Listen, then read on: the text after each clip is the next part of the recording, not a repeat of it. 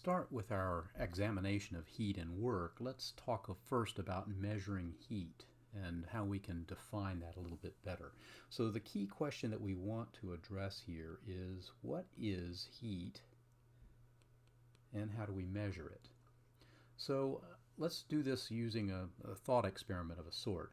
What I want to do is bring two objects together that happen to have different temperatures, and I'm going to make sure the objects are shaped in such a way that they can have a pretty good thermal contact between them. So I might have one object, and I'll just draw a little box here that's at temperature T1, and I'm going to bring it together with another object which I'll say is at temperature T2, and this seam between them is how heat can now be exchanged between them to allow them to interact. Now I'm also going to cut these two things off from the rest of the universe. So I'm going to surround them with an insulated boundary, if you will, that does not allow for any heat exchange between the system, in this case, and the remaining parts of the surroundings. So now the question is, what happens with this system? Well, I think our common experience would tell us that whichever one of these is larger, and let's just say, for example, that we're going to let the T2 be larger than T1. Okay, so we've got a hot side and a cold side here. All right, our common sense would say, well, the hot side is going to become cooler and the cold side is going to become warmer. And the two of these will ultimately come to a common temperature. Now, I guess the real question that we want to answer here is, what is that temperature? Can we predict it somehow? So, for example, if the temperature that these things arrive at is something called T final, I'll just call that TF, how do we relate these two things to it? So, for example, if the hot side is going to lose some temperature, is the difference between the hot side and the final temperature equal to the difference between the final temperature and the cold side? All right, this would be one possibility. And in fact, if we were to work through this possibility, and I'm going to put a question mark above here because we don't know if this is true yet, if I were to solve for the T final, it would say that it is simply the average of the two temperatures. And while this does sometimes happen, I don't want to paint a picture that this never happens. This is not the usual case. All right, this can happen, but it must happen only if these two materials that make up the system, so if the system here and the system here are identical materials, and not only that, if they are identical and have the same mass. So while this is an attractive final state for us to achieve, in fact, most of the time it does not come out this way. So now we might ask, okay, well, if this isn't true, is there a modification that we can make to our statement up here that would help make this true? In other words, if this is only true if these things have the same mass and they're the same material, should I weight these two sides of the equation? Should I weight each of these sides of the equation by the mass of those parts of the system? So in other words, could I write, for example, that mass 2 times T2 minus TF is equal to mass 1 times T final minus T1? Would this be true? Well, it turns out this isn't true either. This can only be true if the material is the same in both halves of this system. All right, so this isn't quite it either. Well, it turns out, we're getting closer to the right solution. One way that scientists will deal with this, and it sounds like a funny thing to say, but sometimes we'll just insert, some sort of variable. So I'll insert a variable here, I'll call it C2, and a variable here I'll call C1, and just see if there is a way I can find values for those that make this a true statement. So in other words, I want to, and I'm going to put this in red, I want to define these constants in such a way so that I have TF minus T1 times the mass times this little constant is equal to the mass of the second system times its little constant times T2 minus TF. Now, the nice thing about doing this is that you can probably always find constants that are going to work for that. But what you would want to do to test this is to try this out for a number of different initial temperatures. Try for several values of T1 and T2 and see what that gives you. And it turns out that you can do this with this kind of system, and what you find is that no matter what you start with for your initial temperatures here, we always get the same solutions for C1 and C2. So there must be something here that is useful. Another interesting thing that one can get from this, though, is that you could try, for example, if the first half of the system is one material, let's label that material A, and this second half of the system is material B. Now if I try this same experiment out with a third material C, I would find that no matter what combination of materials I used, I would still get this constant C1 that's associated with A. It would always be the same constant. And the same would be true with this constant C2 that goes with material B. So in other words, these things, C1 and C2, are properties of the system. And it turns out, moreover, I shouldn't say they're properties of the system, they're properties of the materials that the system is made of. Moreover, these things are intensive properties. So in other words, they don't scale with the mass. It is the same property whether I start with mass m1 on the left-hand side and mass m2 on the right-hand side, or I use different masses. Doesn't matter.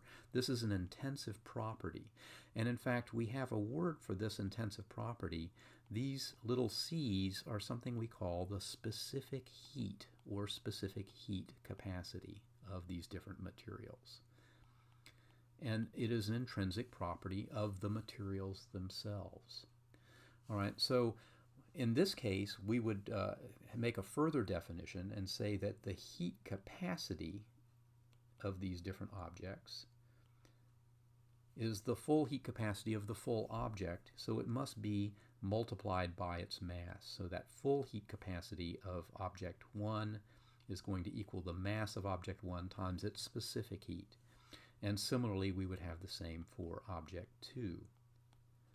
But when we have these intrinsic properties here, then we can write this statement here is true using those particular values of C1 and C2.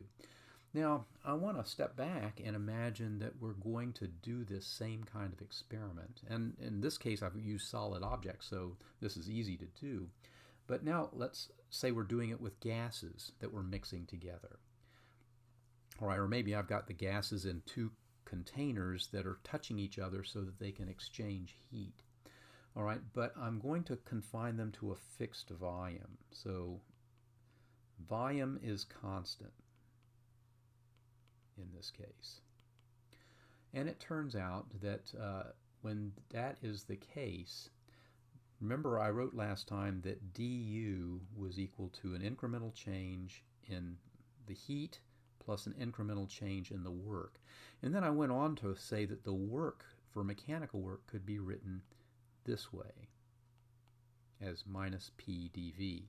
I probably should have explained a little bit more in that case that the reason we have the minus sign here is that when the volume increases in the system, it is effectively doing work on the surroundings. So expansion means that work is being done on the surroundings, so it means that the system is losing a little bit of energy.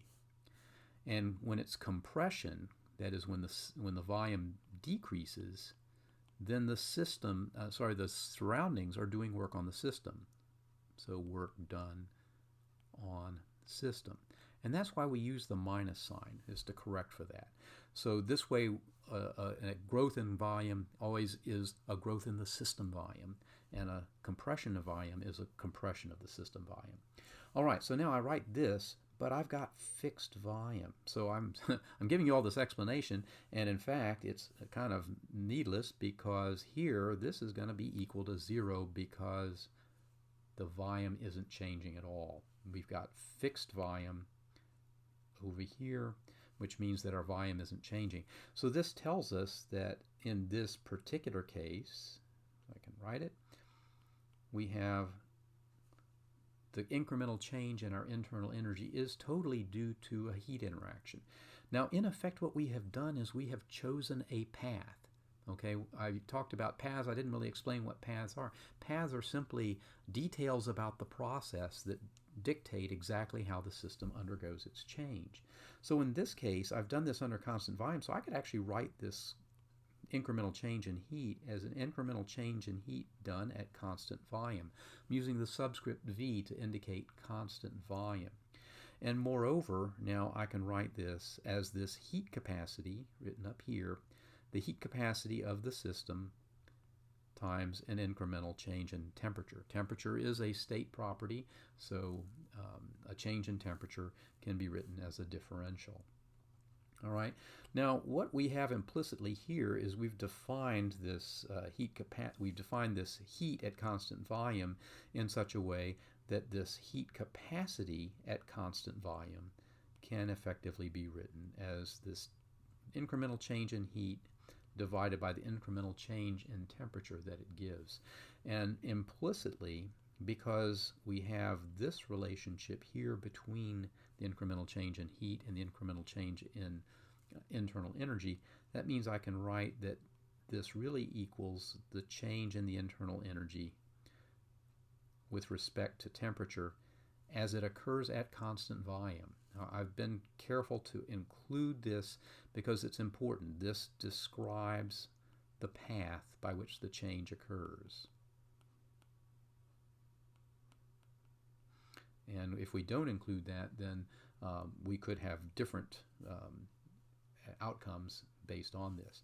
So what this means in effect is that now I can write the change in energy that occurs in this gas system that's exchanging heat as simply the integral from state 1 to state 2 of the differential change. And now I can write this as the change from T2 to T1 of the heat capacity of the system dt. Now, typically, we will find that this heat capacity actually is itself a function of the temperature. It's a mild function of the temperature, and if the temperature difference is not too great from beginning to end, then we can treat it as a constant. And when we can treat it as a constant, then we could write this as our final result. All right, but we'll get into some of those details later. The main point behind all of this is that we can measure heat if we know the property of the system known as its specific heat, or the heat capacity of the system, because that is the medium that allows us to associate a change in temperature with a change in heat.